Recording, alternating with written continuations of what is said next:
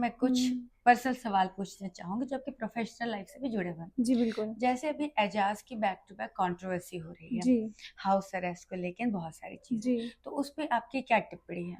पहली बात तो ये कि ना उन्होंने वो शो लिखा है, ना उन्होंने प्रोड्यूस किया है, ना ही उनको मालूम था। जैसे हम सब थे वहां पर, 20 लोग थे, हम 19-20, 18-20 थे, हाँ हम। ठीक है। वैसे ही उसमें एजाज खान भी आते हैं, बिल्कुल। ठीक है। मैं एजाज सर नहीं बोलूंगी, एजाज खान की ही बात कर रही हूँ आप सबके सामने। मैं उनको सर इसलिए बोलती हूँ और रिस्पेक्ट देती हूँ क्योंकि वो उनके बारे में जैसे अभी कुछ बातें उठ रही हैं। एक हमारी कंटेस्टेंट थी, उन्होंने ये बात, मुझे बोलना नहीं चाहिए, बीच में नहीं आना चाहिए, बट आई फील कि ये बहुत ही गलत एलिगेशंस है। Because as an person I am telling you, कौन सा लड़का है या कौन ऐसी गर्ल है या कोई भी वो अगर रिलेशनशिप में नहीं है, सो उसको फिजिकल इंटीमेसी करने का शौक है या करता है या करते हैं। सब इस दुनिया में ऐसे ही हैं, कुछ छुपाते हैं, कुछ कुछ बोल देते सामने से हैं। करते हैं। तो एजाज खान सर के बारे में मैंने हमेशा यही सुना है कि he has a lots of girlfriends, he is like he is roaming around here and there. तो वो उनका खुद का है, अगर वो छुप छुप के करते तो आई थिंक किसी को पता ही नहीं चलता। उन्होंने जो भी किया डंके की चोट पे किया कि वो हैं तो हैं। अब ऐसे बहुत सारे लोग हैं, एक्चुअली फिल्म इंडस्ट्री जल्दी टारगेट हो जाती है। करेक्ट। अदरवाइज तो जो नॉर्मल पार्टीज वगैरह जो होती हैं, प्राइवेट पार्टीज या अवार्ड फंक्शन या बड़ी बड़ी जो भी चीजें होती हैं, सब जगह सब चीजें होती हैं। आप शादियों में भी होती हैं, हाँ। हर जगह होती है, और इसमें कोई गलत बात नहीं है। वो खुद की चॉइस है, उनकी लाइफस्टाइल है। बट अगर मैं बीइंग अ गर्ल, मैं एक बात बोलना चाहूंगी कि अगर मैं आपको अपने घर बुलाती हूँ, मैं आपके साथ फन करती हूँ, जितने आप इंटीमेट थे मैं भी उतनी ही इंटीमेट थी, जितना फन आपने किया मैंने भी किया। अब ऑल ऑफ सडन आप यहाँ से निकल जाते हो और मैं प्लान करती हूँ कि या तो मैं इनसे पैसे ले लूँ या मैं इनके थ्रू टीआरपी ले लूँ, तो वो चीज बहुत गलत है। क्योंकि एक लड़की की वजह से सब लड़कियों का, वो एक मच्छी की वजह गंदी से मछली पूरा वो तालाब गंदा कर तालाब देते गंदा हैं। करती है वाली बात है। सो आई बिलीव हर लड़की को सोचना चाहिए, क्योंकि आप अपने बारे में भी बता रहे हो, ऊपर से आप जो चीजें गुप्त रहनी चाहिए थी आपने वो खुलेआम बता दिया। Correct. So that's really bad. और एजाज खान सर के साथ मैं 15 दिन शो में थी, ना उन्होंने मुझसे गलत बात की, ना उन्होंने अब्यूजिव किसी के संग कोई रिलेशन रखा। मेरे गले में हाथ भी डाले थे ना तो उनकी मुट्ठी बंद थी, वो मेरे हाथ गले में हाथ डाले हुए हैं ऐसे। मैं पसीना भी पोंछने गई हूँ, हक भी किया, बट कभी उन्होंने मुझे वो फील नहीं दिया, या करेक्ट। मुझे कभी ऐसा लगा नहीं। ऐसा नहीं है कि मैं सुंदर नहीं हूँ या मैं यू लड़की आर नहीं वेरी हूँ। प्रिटी बाबा, every any day you girl, are prettier. Every girl is pretty, but जो लड़की सामने से खुद जाती है उसको लड़का क्या कोई शेड छोड़ेगा क्या भाई? करेक्ट। अगर रेड रेड मांस मुझे दिख रहा है, मैं शेर हूं, तो मैं तो सबसे पहले वही खाना है। तो वो कोई प्रॉब्लम नहीं है, वो उनकी पर्सनल थिंग है। बट एलिगेशन जो उन पे अभी लगे जा रहे हैं वो बिल्कुल गलत है। आप सिर्फ और सिर्फ एक वीडियो को वायरल कर रहे हो कि सेक्स पोजीशंस बताए हैं या फिर ये चीज गलत है। तो पहली बात तो जो आप जितनी भी आप जनरेशन की बात कर रहे हो, हर जनरेशन में आप मुझे बताइए, इंस्टाग्राम पे तो लड़कियां खुद घर में गेट बंद करके उनके पेरेंट्स बोल रहे हैं और छोटे कपड़े करो और छोटी बिकनी पहनो ताकि और ऑडियंस आए, क्योंकि उससे अर्निंग हो रही है घरों में। एग्जैक्टली। सो उस चीज पे ना रोक नहीं लगाई जा रही है, ना ही उन लोगों पे रोक लगाई जा रही है कि 16 साल से पहले बच्चों को फोन दिया जा रहा है, तो उस चीज पे भी नहीं बोला जा रहा है। तो एजाज खान को तो बेफालतू में आप बदनाम कर रहे हैं। और ये कोई बात ही नहीं होती कि आप एक रियलिटी शो को उठा के, क्योंकि यूट्यूबर्स के लिए मैं बोलना चाहूंगी, आप लोग इतना अच्छा कर सकते हो, इतना अच्छा करते हो, इतने अच्छे आपके सब्सक्रिप्शन रहती हैं, सब्सक्राइबर्स हैं आप लोगों के, लेकिन आप लोग किसी और का मुद्दा उठा के आप लोग फन वे में उस चीज को बार बार ट्रोल कर रहे हो। मे बी आप लोगों के लिए अच्छा होगा, बट हम लोग ह्यूमिलेट भी होते हैं कई बार, हमें ऑफेंडेड फील होता है कि यार हम लोगों ने ऐसा क्या कर दिया। तो वो चीजें आप लोगों को इजी अवेलेबिलिटी मिली है फोन के थ्रू, किसी के बारे में एक जगह ले लेना और बकवास करते रहना, तो वो चीज बंद करो। मैं तो सबसे पहले यही बोलूंगी कि आपको ही बंद करना चाहिए, ये चीज बैन करनी चाहिए कि आप किसी के ऊपर उंगली कैसे उठा रहे हो। करेक्ट। तो एक बात ठीक है। मुझे बताओ नैना, जो लड़की है जिसने एजाज पे रेप एलिगेशन लगाए हैं जी एजाज पे, जी। तो एजाज पे जिसने रेप एलिगेशन लगाया उसने सबसे पहले अपने इंस्टाग्राम पे एक वीडियो डाला था जी। जहाँ पे वो कन्फेस कर रही है कि ये हुआ है, ये हुआ है, ये हुआ। आपने वीडियो देखा है? मैंने देखा, पूरा तो देखा। उस वीडियो में आपने देखा होगा वो लड़की कह रही है कि हमें मजा आया, हम्म है ना? हम्म। तो जब मजा आया, रेप कहाँ से हुआ? ट्रू। है ना? मैं आपको इस बारे में कुछ बताना चाहूंगी। बताओ मेरी ना। मम्मा जो 2 साल पहले मेरी मम्मी का रिटायरमेंट हुआ है, मेरी मम्मा पुलिस में थे, एएसआई वाह। पोस्ट पे थे। तो मैं ना बहुत छोटी थी, तो my mumma she give me the scooty, तो मैं उनको ड्रॉप करने जाती थी। मेरे पैर भी नहीं पहुंचते थे, हाँ, हाँ, बट हाँ, मैं लेके जाती थी। मैं बताऊँ, मैं तो बचपन में एम्बेसडर बहुत चलाई है। मैं अच्छा, अभी जितनी पतली हूँ ना, मुझसे ज़्यादा पतली थी। अच्छा। और उस समय ना मैनुअल होता था सब कुछ, हम्म। लिटरली बता रही हूँ, मेरे पैर दर्द होने लगते थे, हाँ, बट मैंने चला ही है। चलाई है। हुँ, सो मैं स्कूटी पे अपनी मम्मा को बिठा के थाने पे जाती थी। वाह! मैंने थाने में पता है क्या क्या देखा है, आप तो अब भी देख रहे हैं, ये तो बहुत ही अभी अभी ये मुझे लगता है पैदा हुई है, मैं तो बहुत छोटी सी तब से देख रही हूँ।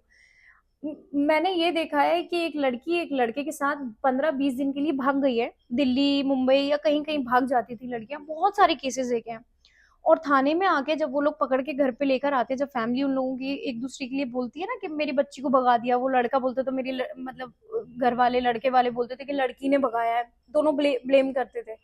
तो जब वो लोग घर पे थाने में होते थे, तो मैंने खुद देखा है वो लाइव। मैं ऐसे बैठती थी, मम्मी मुझे एप्पल दे रहे, कभी कुछ दे रहे, मैं देखती थी वो लाइव शो। तो उसमें क्या होता था पता है, लड़की क्या कहती थी, सर इसने मेरे संग जबरदस्ती की है, ये लड़का मुझे भगा के। तू 15 दिन थी वहां शॉट। और बोलती मैं तो इसको भाई मानती हूँ। मैंने ये तक देखा है, लड़का रो रो के पागल, लड़कों ने सुसाइड की है इस चक्कर में बाप कि रे मैं बाप! इस लड़की के पीछे अपने घर वालों के अगेंस्ट गया, मैं इससे इतना प्यार करता हूँ, मैं आज भी शादी करने को तैयार हूँ, और लड़की पलट गई। बाप रे बाप! तो आप सोचिए, मैं खुद एक लड़की हूँ, लेकिन मैं आपको एक चीज बोलूं, फेमिनिज्म वाली बात जब भी आती है, जरूरी नहीं है कि फेमिनिस्ट या फीमेल होने के कारण ही आप ये चीज बोल सकते हो। You always has to think twice, तभी बोलते हैं ट्वाइस नॉट वंस, कि आप दोनों तरफ के साइड को देखो कि कौन सही है और कौन गलत है। हमेशा ऐसा नहीं होता कि वो लड़का है तो वो ही गलत होगा। Correct, so correct. इट्स अच्छा, मुझे जस्ट एक और दैट। बात बताओ, जैसे बहुत सारे केसेस में ये होता है जी, कि लड़के लड़की बहुत टाइम तक रिलेशनशिप में रहते हैं, जी। और जैसे ही ब्रेकअप होता है, लड़की तुरंत लड़के पर रेप केस लगा देती है। हम्म। ये कहाँ तक जायज है?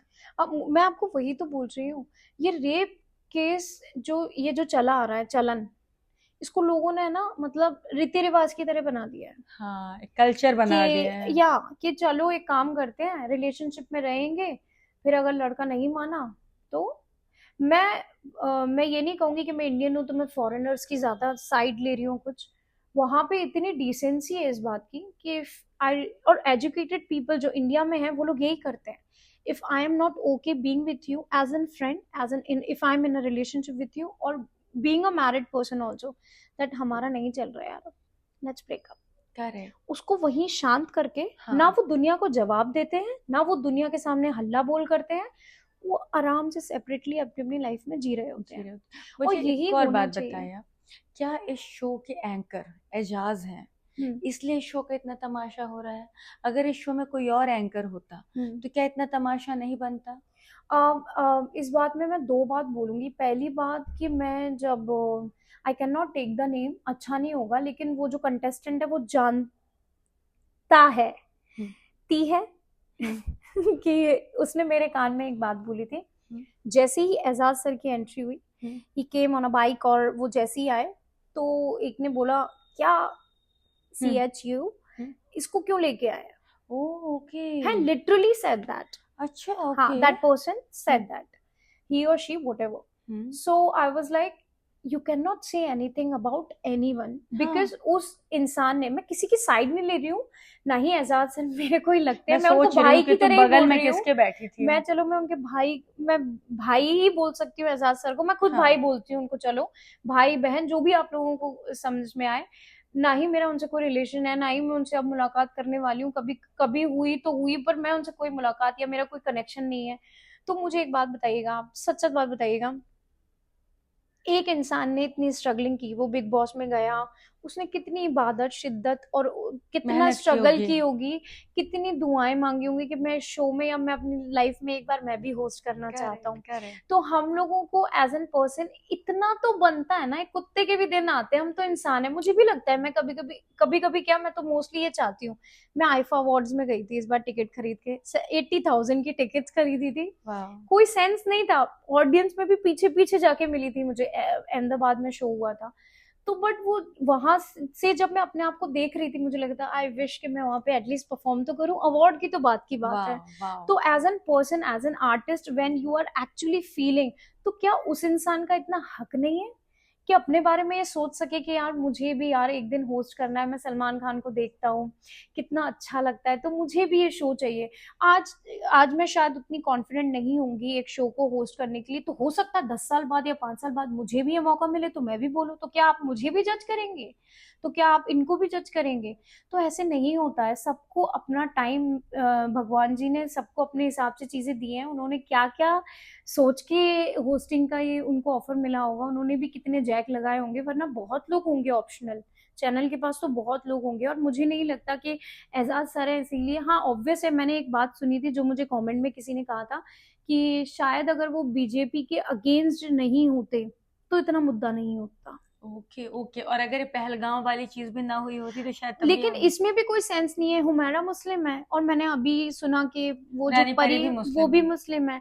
तो ये तो कोई बात नहीं है, इसमें कुछ भी ऐसा नहीं था कि हिंदू और मुस्लिम वाली कोई बात है। तो मुझे एक और बात बताओ, जी जैसे लोग बहुत सारे मुद्दे उठा रहे हैं जी कि एजाज ने जब कर्नाटका में मुद्दा हुआ था जी तो वहाँ पे एजाज ने कहा था कि लड़कियों को बुरखे में होना चाहिए, जी लेकिन जब इस शो में जब वो एज एन एंकर कर काम रहे कर रहे हैं तो वो लड़कियों को कह रहे हैं टू स्ट्रिप इट आउट, हाँ to strip off their clothes.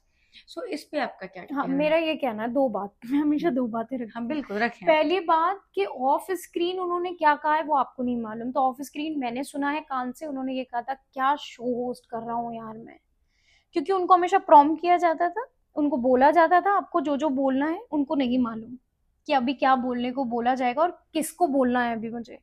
तो उनको जो जो बोला जाएगा, इवन एज एन कंटेस्टेंट मुझे बोला जाएगा ये टास्क करना है तो मैंने किया। ऐसे ही उनको भी बोला था कि ये लाइन आपकी रही, वो जो बोल रहे थे वो रिपीट कर रहे थे। सब जानते हैं ये बात, आप नहीं जानते तो मैं बता देती हूँ। तो वो कई बार ऑफेंडेड फील करते थे और कई बार फ्रस्ट्रेटेड हो जाते थे कि क्या यार पसीना ऐसे करते हो, क्या यार मुझे ये बोलना पड़ रहा है, क्यों हो रहा है यार, मैं क्या देख रहा हूँ, मतलब क्या होगा। तो he was doing that actually, he was, आप भी वहीं थे, हाँ देखा है आपने भी। और दूसरी बात, मुझे एक बात बताइए, आज से 10 साल पहले मेरी मेंटालिटी, मेरी मेजोरिटी, मेरे लोग, मेरी मेरी सिचुएशन सब अलग है। बिल्कुल सच अब है। क्या मुझे पता है कि 10 साल बाद में जो बोलूंगा वो उससे ही कनेक्टेड होगा? नॉट एट ऑल, बिल्कुल नहीं। तो आज मैं जो हूँ, अब आज आगे के 20 साल बाद मैं क्या बात बोलूं, हो सकता है कि मैं एकदम संत बन जाऊं, या करेक्ट। हो सकता है मैं एकदम पॉर्न स्टार ही बन जाऊं, प्रो या बन हो जाओ। सकता है कि मैं बहुत बड़ी धर्मा की बड़ी बड़ी मूवीज कर रही हूँ लीड पे, एनीथिंग और एंड एवरीथिंग इज एनीथिंग, और हो सकता है कि मैं मर जाऊं, कुछ भी हो सकता है वर्ल्ड में। हम्म?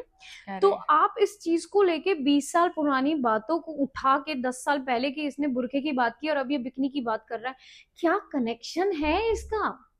उनको नहीं मालूम बाबा कि क्या होने वाला है, पता हो तो शायद वो, क्या आपको मालूम है कि आपके संग कल क्या होगा, या आपकी फैमिली में कल कौन जाने वाला है या कौन रहने वाला है, आपकी उम्र क्या है? तो आप कैसे जज कर सकते हो? कोई कनेक्टिविटी ही नहीं है कुछ भी चीज करेक्ट की। करेक्ट। इट जस्ट दैट या। सो नैना, मुझे एक बात बताएं, जैसे आपने अभी एक शो किया, रियलिटी शो जी हाउस अरेस्ट, जी। अभी आपको काम के ऑफर आ रहे हैं? करंटली आप कुछ कर रही हैं? आज ही मैं आपको बताना चाहूंगी कि अभी जैसे हाउस अरेस्ट के बाद क्या हुआ है कि लोगों की मेंटालिटी मुझे लेके थोड़ी चेंज हुई है, हम्म। तो मैं अभी खुद ही शोज नहीं ले रही हूँ। अच्छा हाँ, ओके। तो और लोग बाग मेरे बजट पे भी नहीं आ रहे हैं, तो और मेरे साथ कुछ प्री प्लानिंग भी चल रही है कि लोग बाग ऐसा कर रहे हैं मेरे साथ कि मुझे शो दे रहे हैं। मैंने अभी काम किया, मैं रिसेंटली बताना चाहूंगी, नाम नहीं ले सकती, वो मुखर गए हैं कि आपके साथ इतनी बजट में बात हुई थी। तो ओह शिट। आई थिंक मुझे एक मुद्दे की तरह बना बना के साइड में हटाने की कुछ चीजें चल रही हैं जो मुझे दिख रही हैं, और मुझे लगता है कि शायद ये कोशिश कर रहे हैं, लेकिन मुझे आई बिलीव इन यूनिवर्स, कुछ चीजें तो अच्छी होंगी इसके पीछे तो अगर मैं इस चीज से मुझे हटती एक हूँ बात तो। बताएं, कभी ऐसा हुआ है नैना कि आप किसी प्रोजेक्ट के लिए फाइनल थी, जी आपकी सारी कास्टिंग हो चुकी है, आपका लुक टेस्ट हो चुका, सब हो चुका, और कल सपोज आपको शूट पे जाना है जी और आज रात को आप रिप्लेस हो गई हो, जी। ऐसा हाँ 2-3 बार हुआ होता है? होता है। तो ये आपको कभी पता चलता है कौन रिप्लेस कर रहे हैं? ये तो रिवील, ये तो मुझे शूट मतलब वो, जब रिलीज होती है इसलिए तो हाँ पता तो चलता पता होगा। चलता है, अरे ये तो मैंने इसके लिए तो ऑडिशन दिया था, यही तो था वो जिसके लिए we were like, like you know हमने इतनी स्ट्रगल की।